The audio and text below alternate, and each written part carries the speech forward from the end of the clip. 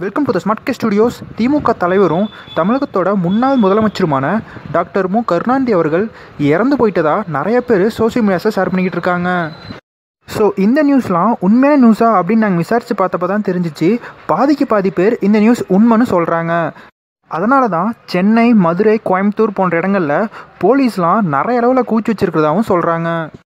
ஆனால் எங்களுக்கு தெரிஞ்ச போலீஸ் நண்பர்கள்கிட்ட இதை பற்றி விசாரித்தப்ப அவங்க என்ன சொன்னாங்கன்னா, சசிகலா அவர்கள் அவரோட கணவர் ஹாஸ்பிட்டலில் ரொம்பவே சீரியஸாக இருக்கிறனால தான் இப்போ அவங்க ரிலீஸ் ஆகி அவங்க கணவர் பக்கம் வராங்க. அதனால தான் தமிழ்நாட்டில் நிறைய அளவில் போலீஸ் கூச்சி வச்சுருக்காங்கன்னு சொல்லியிருக்காங்க.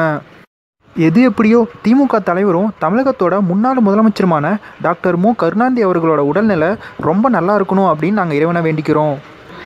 ஓகே டியூட், இந்நிலையில் நீங்களும் நம்ம டாக்டர் மு கருணாநிதி அவர்களோட உடல்நிலையில் ரொம்பவே நல்ல முன்னேற்றம் வரணும் அப்படின்னு நீங்கள் கடவுளை பிரார்த்தனை பண்ணிக்கோங்க அப்படின்னு நாங்கள் சொல்லிக்கிறோம்.